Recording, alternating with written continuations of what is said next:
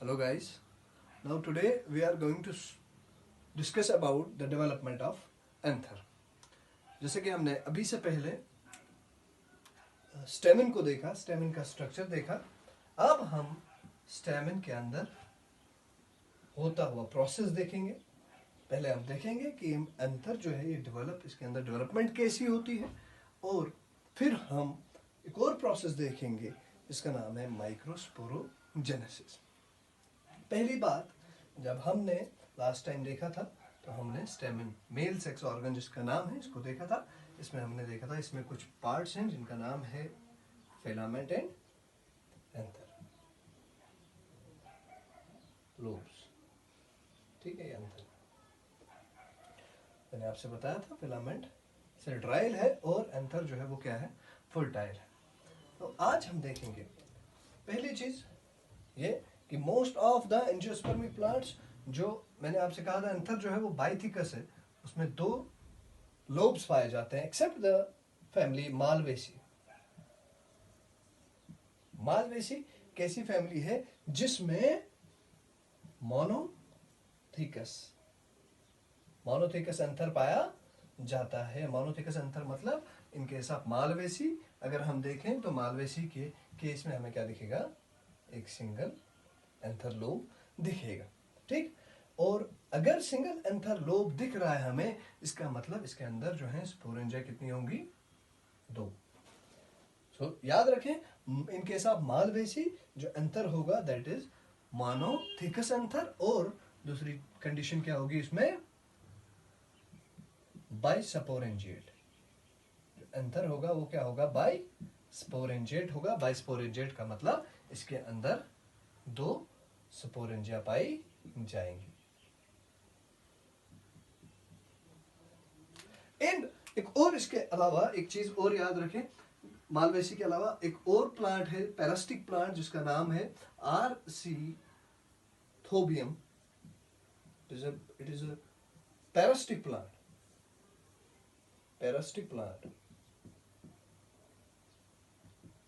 आर्सीथोबियम एक ऐसा प्लांट है जिसमें एंथर जो है एक तो मोनोथिकस है, एक ही लोब इसमें भी पाया जाएगा, और इसमें अंदर जो है स्पोरेंजिया भी सिंगल पाई जाएगी।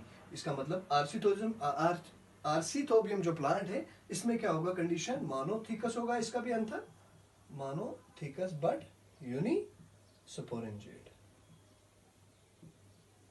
एक ही स्पोरेंजिया पाई जाएगी। So these are exceptions. Arceuthobium एक एक्सेप्शन है, मालवेसी की फैमिली में हम एक्सेप्शन में। ऑल अदर केसेस में अगर हम मैक्सिमम एंजियोस्पर्मिक प्लांट्स देखें, उनमें हमको कैसा अंतर दिखता है, bithecous. Now today we are going to discuss about development. आज हम इसके बारे में थोड़ा सा डिस्कस करेंगे, डेवलपमेंट के बारे में।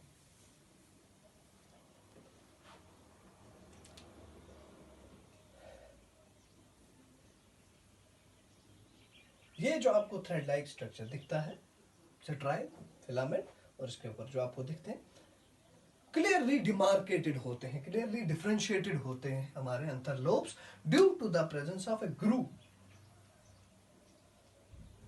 ग्रूव की मदद से हमें बाहर से ही अंतर जो है पहचाने जाते हैं। इसके लोब्स दोनों अलग होते हैं, किसकी मदद से, एक ग्रूव की मौजूदगी की मदद से हम इसको पहचानते हैं कि बाई लोब्ड है।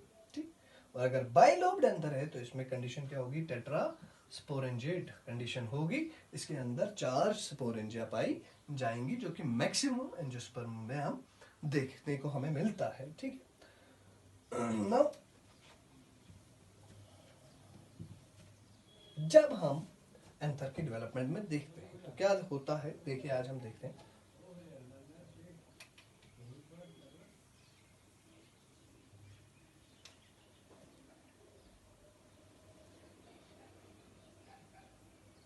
सबसे पहले हमें जब डेवलपमेंट हम देखते हैं तो सबसे पहले जो स्टेज होती है उसमें हमें एंथर जो है वो ओवल शेप, और हम कह सकते हैं स्फेरिकल हमें दिखता है। ओवल शेप और स्फेरिकल हमें एंथर दिखता है। इसमें पाया क्या जाता है, देखते हैं।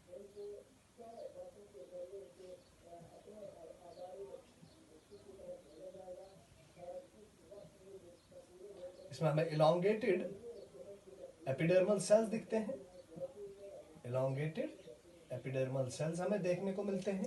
This is epidermis.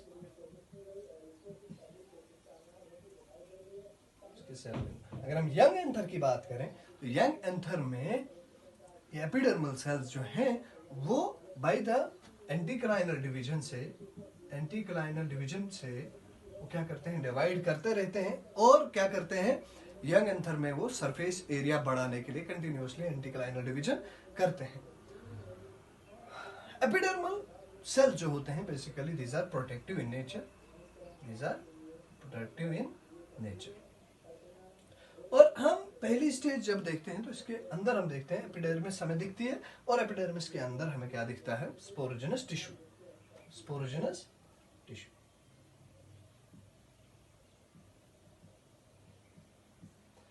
Next stage जब हम देखते हैं एंथर की डेवलपमेंट में, हमें क्या दिखता है कि एंथर की जो डेवलपमेंट है, एंथर की जो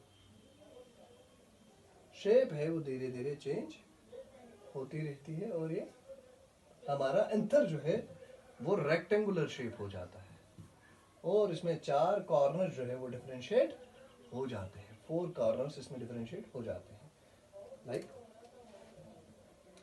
ऐसा हो जाता है। और हमें हर एक कॉर्नर पे सेल्स देखने शुरू हो जाते हैं, हमें दिखने शुरू हो जाते हैं। इन सेल्स को हम कहते हैं आर्कीस्पोरियम। ग्रुप ऑफ सेल्स हमें 4 कॉर्नर्स पे, 4 अलग अलग कॉर्नर्स पे हमें पूरा एक ग्रुप सेल्स का दिखता है, प्लेट लाइक स्ट्रक्चर हमें दिखने को मिलता है। और ये ग्रुप ऑफ सेल जो हैं इनका नाम है आर्कीस्पोरियम और आर्कीस्पोरियल सेल्स हम कह सकते हैं, ग्रुप ऑफ आर्कीस्पोरियल सेल्स भी इनको हम कह सकते हैं। क्लियर? और ये निकले कहां से हैं? These are hypodermal in origin. Epidermis से बिल्कुल नीचे आपको जो लेयर दिख रही है सेल्स की, this is known as hypodermis. ये वाली लेयर जो आपको दिख रही है एपिडर्मिस से बिल्कुल नीचे जो लेयर आपको दिख रही है सेल्स की, this is epidermis. And just below the epidermis is present hypodermis, a layer of cells. And these archisporial initials or archisporium are basically originated from these hypodermal cells. यहाँ से ये निकलते हैं, hypodermal cells से ये निकलते हैं। ठीक, फिर हम जो ही आगे इसको देखते हैं, हम देखते हैं कि अब होता क्या है, ये जो आर्कीस्पोरियल सेल है यही डिवाइड करते हैं। आर्कीस्पोरियल सेल जो है यही डिवाइड करते हैं, ठीक है। और हम देखते हैं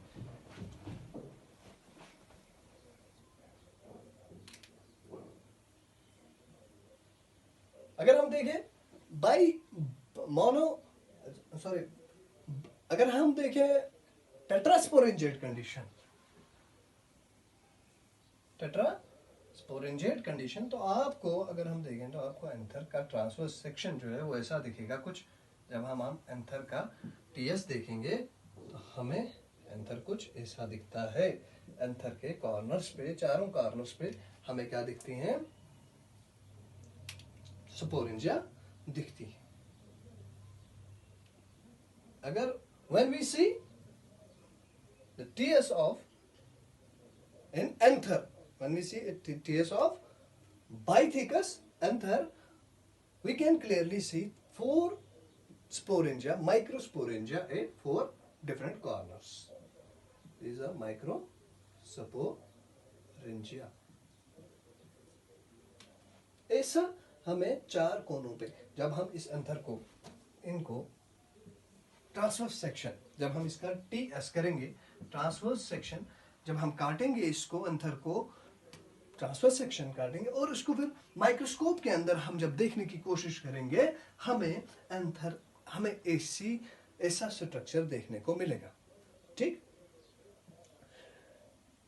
ऐसे स्ट्रक्चर में हमें क्या देखने को मिलेगा कि बाहर क्या होगी, एपिडर्मिस होगी, और अंदर क्या होगी, स्पोरेंजिया होगी, और बीच में क्या होगी, बीच में दिस इज कनेक्टिव, बीच में क्या होगा, स्ट्राइल टिश्यू कनेक्टिव होगा, ठीक है, और बाहर क्या होगी, एपिडर्मिस। यही हम चीज होते हुए देख रहे हैं कि हो क्या रहा है, कैसे बनेंगी ये माइक्रो स्पोरेंजिया, आज हम देख रहे हैं, इसी को हमने देखना है। नाउ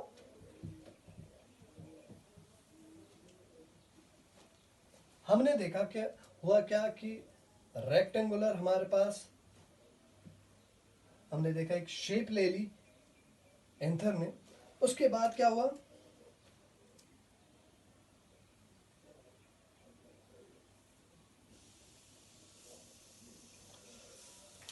जो हमारे पास आर्किस्पोरियम थे, आर्किस्पोरियल सेल थे या इनिशियल थे, वो डिवाइड करते हैं, वो डिवाइड करते हैं, और क्या करता है, for example this is an archesporial cell, this archesporial cell will now divide and form two cell, outer cell and inner cell.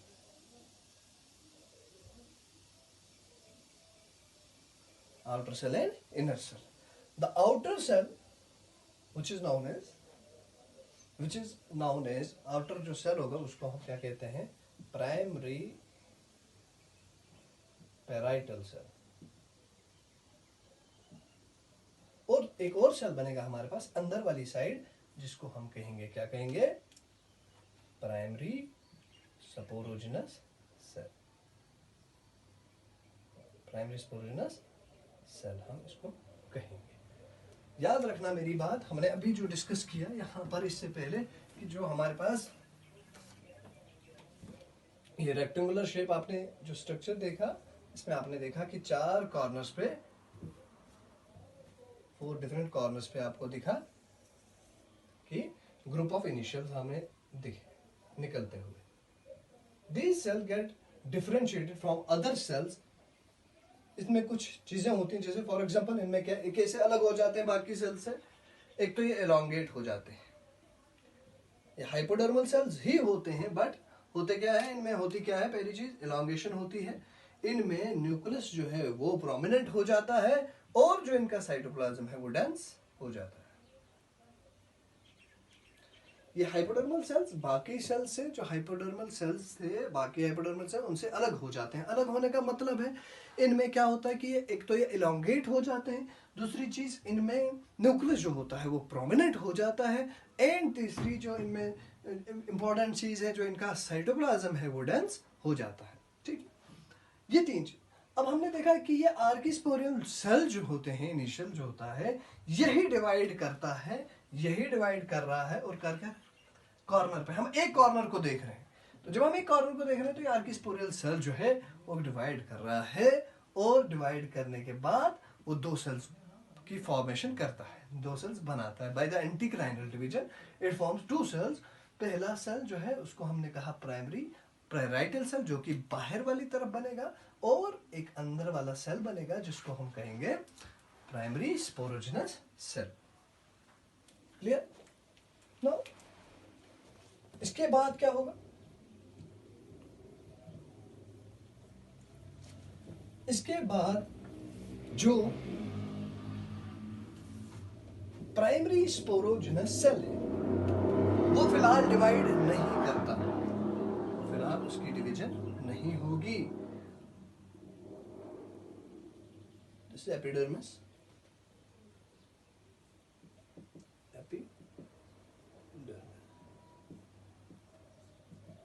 अब जो हमारा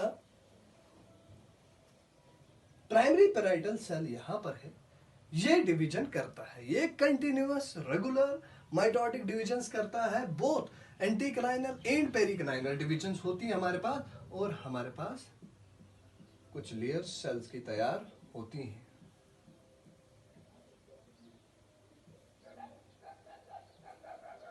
मेरी बात समझ रहे हैं आप? 3 से 5 लेयर्स हमारे पास सेल्स की जो है अंदर बनती हैं, और कौन बनाता है,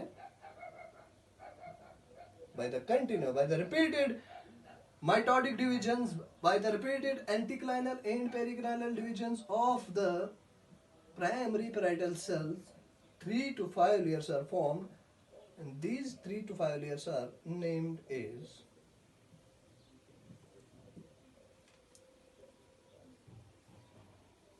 अभी हमारा स्पोरोजेनस सेल जो है वो डिवाइड नहीं कर रहा है।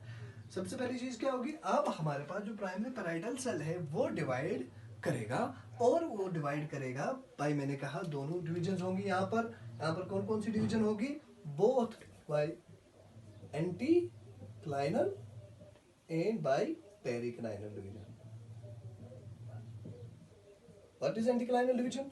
What is periclinal division? When a cell divides and the number of cell increases, that division is known as anticlinal division. But when the number of cell increases and the cells gets arranged into layers, that division is known as periclinal division. तो बात ये हो रही है कि यहाँ पर जब हमारा प्राइमरी पैराइटल सेल डिवाइड करेगा तो ये बहुत सारे सेल्स को जन्म देगा और वो सेल्स अरेंज होंगे इनटू लेयर्स। अब 3 से 5 लेयर्स की क्या होगी हमारे पास फॉर्मेशन, 3 to 5 लेयर्स हमारे पास बनेंगी। उसमें सबसे पहली जो लेयर हमें दिखेगी सेल्स की बाहर वाली side, that is known as endothecium. Endothecium याद रखें, in case of cleistogamous flowers are of 2 types, chasmogamous flowers and cleistogamous flowers. अगर हम लेमैन लैंग्वेज में कहें, फ्लावर 2 किस्म के होते हैं, वो फ्लावर जो खुलते हैं और वो फ्लावर जो बंद ही रहते हैं। कुछ फ्लावर्स खुलते हैं और कुछ फ्लावर्स बंद रहते हैं। वो फ्लावर जो खुलते हैं उनको कहा जाता है चेस्मोगेमस फ्लावर्स। क्या कहा जाता है, chasmogamous. Chesmogamous flowers are those flowers which open at maturity, and the other group of flowers that is known as cleistogamous flower. Cleistogamous flowers are those flowers which do not open at maturity, which remains closed. मैंने आपसे कहा कि हमारे पास जो layers बनेंगी cell में, उसमें सबसे बाहर बनेगी एंडोथीशियम। ये एंडोथीशियम की लेयर चेस्मोगेमस फ्लावर्स में मौजूद होगी, but in case of cleistogamous flowers ये एंडोथीशियम की जो लेयर है ये एब्सेंट रहेगी। क्लियर। दूसरी चीज और क्या बनाएगा ये प्राइमरी पैराइटल सेल, क्या क्या क्या फॉर्मेशन करेगा, ये और बनाएगा लेयर्स, कुछ 2 से 3 या 1 से 3 लेयर्स की सेल्स की लेयर्स बनेंगी। इनको हम कहते हैं, इसको हम कहते हैं मिडल लेयर। क्या कहते हैं, middle layer. Endothecium is followed by 1 to 3 layers of cells which are known as middle layer, and middle layer again is followed by the most important layer of the cell that is known as tapetum.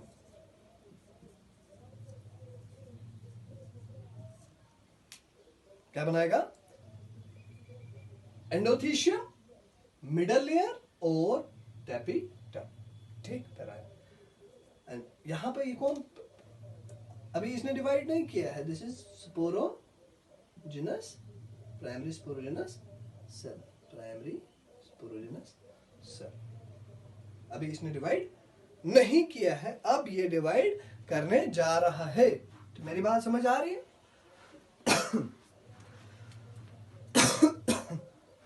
समझ रहे?